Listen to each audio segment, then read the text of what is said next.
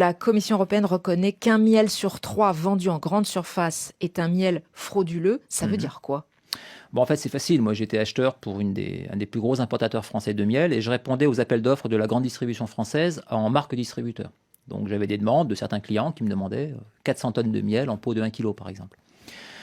Et les prix qui m'étaient demandés faisaient qu'on ne pouvait pas proposer du vrai miel à ce prix-là. Donc, ce qu'on faisait, c'est qu'on achetait du miel chinois, entre guillemets, donc des produits fabriqués en Chine, qui était en réalité un assemblage de sirop de sucre, colorant, arôme, qu'on conditionnait Donc pas de miel du tout. Pas de miel du tout. Rien provenant des abeilles. Non, ça n'avait jamais vu une abeille, ni de près ni de loin.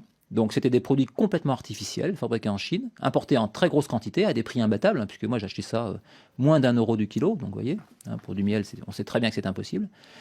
Et ensuite c'était revendu à la grande distribution. Mais ça, c'était, je vous parle, j'ai commencé à faire ça il y a peut-être plus de 10 ans. Et ensuite, ça existe encore aujourd'hui. C'est quelque chose qui se pratiquait avant que moi je m'en occupe, qui s'est pratiqué bien après et qui se pratique encore aujourd'hui. Comment c'est possible?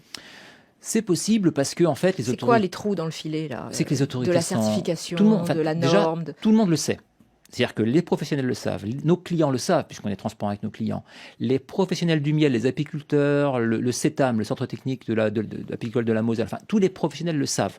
On sait très bien, la plus grosse fraude aux États-Unis concernait du miel importé de Chine, donc tout le monde sait très bien que le miel chinois n'est pas du miel. On sait en plus qu'il y a quasiment plus d'abeilles en Chine, tellement c'est un pays qui est pollué. Sauf que le consommateur ne va jamais voir miel de Chine sur le pot. Non, mais justement, en fait, le problème, c'est que... Vous parlez même d'un miel avec un miel chinois avec un certificat d'origine argentine. Argentine, Vietnam, oui, bien sûr. Il n'y a rien de plus facile que recevoir un conteneur de miel chinois dans n'importe quel pays un petit peu laxiste et de réobtenir un certificat d'origine pour le réexpédier.